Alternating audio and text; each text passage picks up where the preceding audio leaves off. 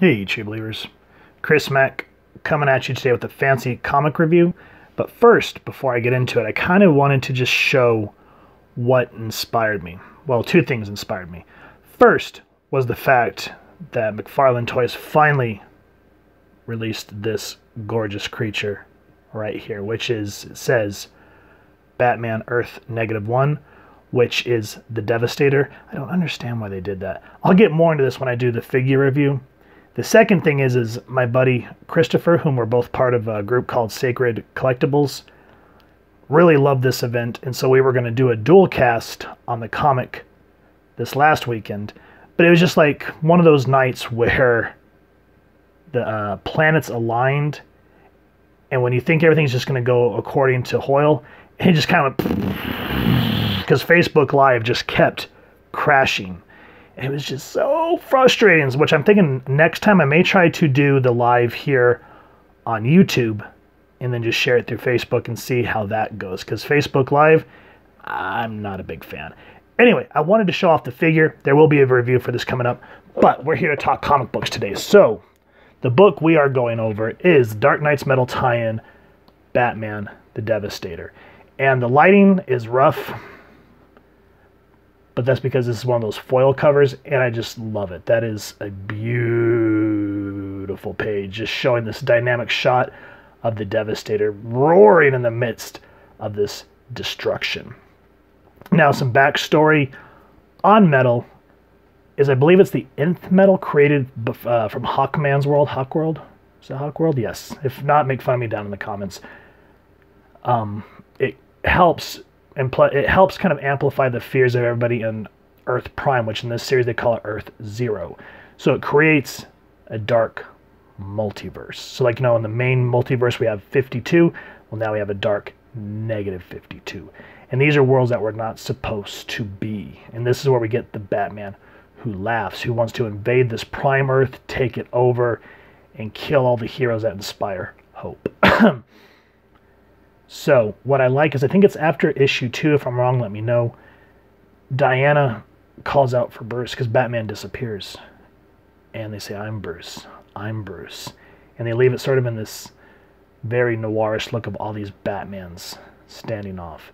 And when they did that, they released all these one-shots to introduce all those Batman, which is a great idea, sales-wise and story-wise, because then it helps flesh out all these different Batman without them just being backup props, you know what I mean? So with that said, let's dive into this book. I believe the print date on this was January 2018. And we're opened up on this gorgeous page of Superman. I mean, the context here, it's not pretty because we know Superman is in peril. It says the dark multiverse. Now, I should have seen it from the beginning, Clark. I should have seen through the bright colors, those friendly eyes, and that Boy Scout grin. I should have known that what you were doing to me, what you were doing to all of us. You told us to love each other, to tear down the walls that kept us from trusting each other. We wanted to believe you. We wanted more than anything to believe that the strongest man in the world was there to save us, that we could let go of our fears and hope again. And that's how this book starts. That just really draws you in, the gorgeous page. And you're just like, wait, what's going on? Who's talking? But before we get into that, this is called The Symphony of Destruction, which 800 brownie points to anyone who can tell me what awesome song that is and by who. So let me know down in the comments. It's one of my favorite songs. Anyway, who's responsible for this book? This is Frank Thierry. I think is how you say his name. The plot. James Tinney IV words. Tony S. Daniel pencils. Danny Minky inks. Tomu Moray doing colors. Tom Neapolitan doing the lettering. Excuse me, Jason Fabuk and Brad Anderson doing the cover. Here's everyone else associated. Of course, Batman was created by Bill Finger with Bob Kane. And Superman was created by Jerry Siegel and Joe Shuster. And then here's everyone else that's created what and what. So go ahead and pause that if you want to read all that. And we're going to go ahead and move on. And as you turn the page, after you're like, what's going on? Boom! Dynamic Splash page. We see that the Justice League has been indisposed. We see Sunfire, Barry Allen, Jessica Cruz. And this says Earth Zero, which is the Earth Prime, the Fortress of Solitude, earlier today. Now let me pause here and say that I do get tired of stories, especially shows and movies, where they'll start out on all this action and something will happen, and then we do the play-by-play back as we lead up to that point. However, when done correctly, I'll give it a pass. In this case, in my opinion, I said it gives it a pass because we're sucked in from the beginning, and then just, oh my goodness, you can't take your eyes off of the Devastator versus Lobo. Yes! So just like, okay, I can forgive this. Let's see where this goes. And I don't want to read all the dialogue boxes because I don't want to give away a majority of the plot. But Lobo's just like, geez, Boneface, you sure are the ugliest fragging Batman I've ever seen. Hate to see what your Robin looks like. But what I like here is Earth Zero. This is our prime Earth. The Devastator's basically saying, and they fell so easily, Clark, meaning the Justice League and his friends. I took them down, one by one. Ooh, that gives you chills, because you can tell that this guy is not playing around. And so, right here, I love this. We see Lobo, the main man, has a look of like, oh my god, what just happened? You don't impress me, Lobo. You depress me. On my world, you are the one of the most fiercely independent and dangerous beings in the universe. And here you stand with compassionate fools. The rot goes deep in this sick, sad world, doesn't it? And he just flings Lobo. And not often do you see him with the look of terror on his face. And he's just like, frag it all. And again, the beats keep moving the plot. And as you can see, there's not that much dialogue going on. There's the action with points of you know, the narrator leading you along the way. And here's another beat, Earth Zero, 1 day ago. So see how this kind of really excites you in reverse. It's like on Facebook reading one of those memes backwards. If you don't know what I'm talking about, look it up. It's funny. So, some backstory here. Let's take a pause, put a pin in this. What happens in the early issues of Metal, the main title, a mountain erupts in Gotham, like the pit of hell. And all these things come creepy crawling out of it. That's why a majority of the tie-ins, like Nightwing, Suicide Squad, really focus on that so that you can get some context, which I appreciate, but I'm not going to read all those tie-ins. Lois wants to go over to Gotham and report it. Jimmy's nervous about it. And he looks at Lois and he goes, aren't you scared? No. Maybe I should be, but I'm not. Of course, I see things that are bad right now, but I believe with every fiber of my being that the good guys are going to win. And this kind of hits me, because look at this look of hope on her face. And she says, and if Superman's missing, then it's up to the rest of us to be strong and show the bad guys that we're not going to lose our hope. Don't you think that's what he'd say if he were standing here right now? Reluctantly. Yeah, you're right. Okay. See, that's what Superman does. Now, I know Zack Snyder kind of really hit the, you know, there's too much on the nose in Man of Steel in terms of like, oh, the S stands for hope, blah, blah, blah, blah. But it's neither here nor there. Good writing right there. Speaking of which, I cannot wait. Speaking of the Snyder movies, I cannot wait for the Snyder Cut. I watched the trailer for that. It looks fancy. So, here's another story beat. And as she's leaving, she runs into Bruce. Now, what I like here is if you think this was like Earth Zero Batman, that there'd be like a little bit of light to show some hope to Lois. But look at the way he's shadowed. Again, this is the idea of the art driving the story. She's like, what the hell are you doing here? Okay, I've been putting on a brave face at the office and at home with John, but I need to know. Is Clark okay? No, Lois. Clark isn't okay. Clark is the problem. And so he grabs a hold of Lois. And we get this absolutely gorgeous dynamic panel where he's just looking down at her. See, I just love the angling here. Not many people know how to do dynamicness like this anymore. Great work on the art teams, because she's just looking, you know, small and insignificant compared to this beast now standing before her.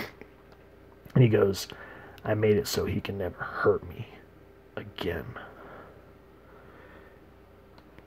And then he says, and real quick, this is one thing I miss, is they don't ever give the letters enough attention. I mean, look at the way Lois is talking here, how it just looks normal.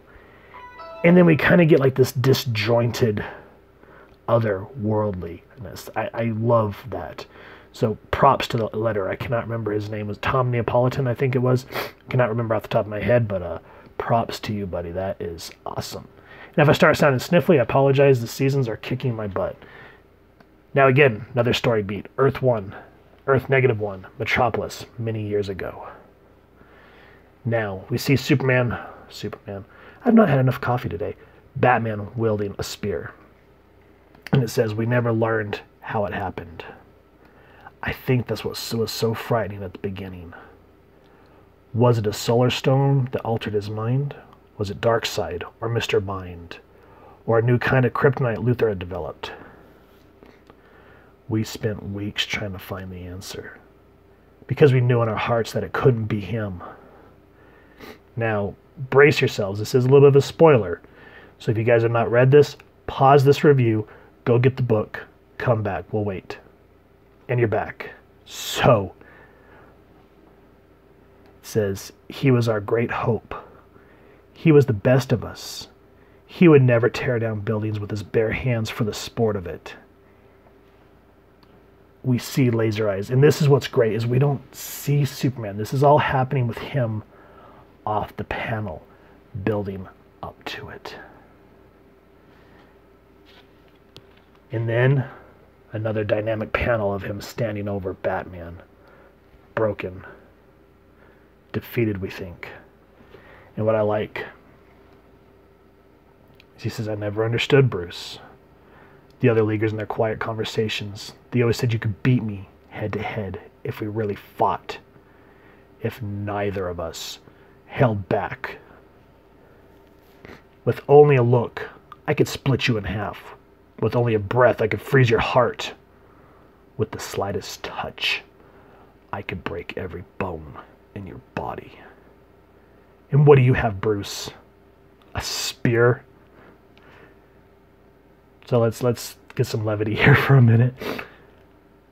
I'm wondering if this was the writer's way of kind of poking fun at BVS, because that's kind of what Ben Affleck comes up with. It's sort of like, really?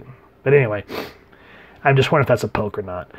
But the way it's written, it doesn't feel on the nose too much. It doesn't feel derogatory. It just, Superman being very matter-of-factly. Point blank, do you understand how weak you all are to me? Yes, damn it, I do. And he says, I loved you, Clark. I believed in the world you promised us. But now I know that was all a lie. He pushes a button. And I won't let you hurt me anymore. So again, see how they're talking here with the balloons? Normal. And see how it just slowly becomes disjointed. That's what I meant by no one ever gives the letters enough credit. And of course, the art team just really driving it. You're like, yes! Splash page. Boom! Just knocks the snot out of the Man of Steel. And what you see here is, this is the Doomsday virus. Now, some backstory for everyone that's not as super versed in comic books. Back in the 90s when Dan Jurgens was writing Superman, DC decided to kill off Superman. That's where we got the death of Superman, and I think it was volume 2, number 75 or something like that. They needed someone that was strong, beefy, and could go head to head with Superman, so they created Doomsday. Now, in the New 52, there was a thing where Superman got infected with the Doomsday virus and he kind of became a Doomsday. I thought that was kind of lame. I'm going to reread it just to see if maybe that was just a first read impression, because I like when my expectations get changed, as I say a lot in these reviews. But here you see how Batman has weaponized it. It heals his lost arm and just tears through him like so much tissue. And what I like through the writing is it says, I thought even after seeing all the terror you had unleashed upon the world, that I wouldn't be able to do it. That there would still be a part of me screaming to let my best friend live. Instead, my feelings dulled as the bony armor grew over my body. I felt it inside, hardening my heart as well. That just gives me chills reading that, because these are supposed to be two friends who care deeply for one another, even though one of them has a hard time showing it. And we're just seeing how he's cut himself off completely from humanity. Because that's one thing I really appreciate about these Batmans, is it's ways that Batman would never, like ways he's thought about what would happen, but he would never go through with them. And if he did, here's the consequences. And here I like how he's able to, through eugenics, kind of alter the Doomsday virus and weaponizes kryptonite. Now, the way he takes down Superman, I don't want to spoil. It is quite flippin' violent. And it makes me wonder, as I said, I wonder if this is kind of the template they took from the DC and Justice Gods Among Us series. So, kind of in the back of my mind. So he's able, this is his universe, Earth -1. He's able to defeat the Man of Steel. He goes, I could have saved everyone from the weakness he had inflicted upon us. My Doomsday virus would have spread body to body, inoculating the world against Superman. But I'd used it too late. Or so I thought. And that's the sign of good writing right there, guys. Because you're like, wait a minute, or so I thought. And then through the paneling, we see him kind of lost and despaired at what he's just done. And then we see the silhouette. We know who it is, but nonetheless, it builds it up by beats in the story. And this is where the Batman Who Laughs explains what Barbatos and him are trying to do in Earth Prime. And he says, what if I told you there was a world where everyone still loves and trusts Superman, where they still think he's going to save the day no matter what happens? And what if I said our great big plan meant showing everyone what he really is? Bring me there. And then the next beat, boom, Earth 0. And we see everyone getting infected by the Doomsday virus. And here we find out that Lois Lane is the key. How is she the key? Read the book. I don't want to give that away. And we start to see the Devastator just tear through the super family. We see Kara there just getting knocked left and right. Lois goes to save her son, John. But we start to see the virus starting to take hold of her. Why is this important? Again, read the book. And he goes, I want you to know that I saved them, Clark, Lois, Jimmy, all of them, your whole damn city. I finally gave them the strength they needed to see through that easy smile and that damn colorful shield. I hardened their hearts so they'll never believe in that cruel fairy tale world you told them was true. And now at the end, when they look up in the sky and they see their world fall in the darkness, they will finally understand what you really are. And finally, you will too. Now, I don't want to give away what he does with the Fortress of Solitude or what all that built up to, but I do want to read this one little thing where we see Superman in agony. He goes, I hope that you can hear my voice from the prison in the heart of that dark multiverse. I hope you can feel my hate. Because you did this. You made them believe. You fooled them into thinking that you would always be there for them, to save them, to lift them up, to make them better. And that belief is exactly what will drag your entire world to devastation. Whew. Guys, that's how you write. Because it feels fluid, even though we're jumping between time spaces. The way Tinian uses, I think it's the third person narrative, because it's someone outside looking back. I think that's third person narrative. If I'm wrong, let me know. But it easily guides you through the book, and it doesn't feel overbearing. Like I said, a lot of modern comics, like this is a modern comic, but like a lot of other modern books, they'll have explainer boxes like this big, dialogue balloons almost the entire page. You don't need that.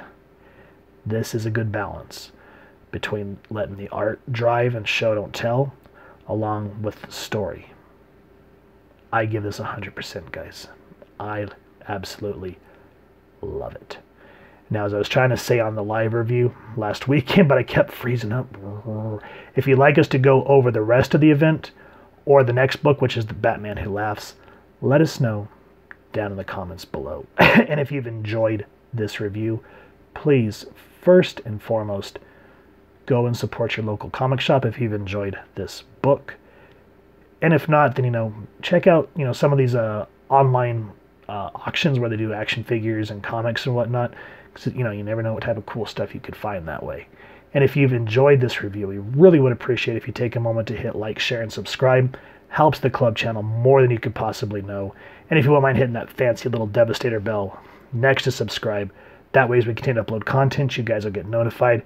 Come to the channel, and we'd love to have a dialogue and hear your feedback down in the comments below or on our social media pages, which I'll make sure to leave a link down in the description below.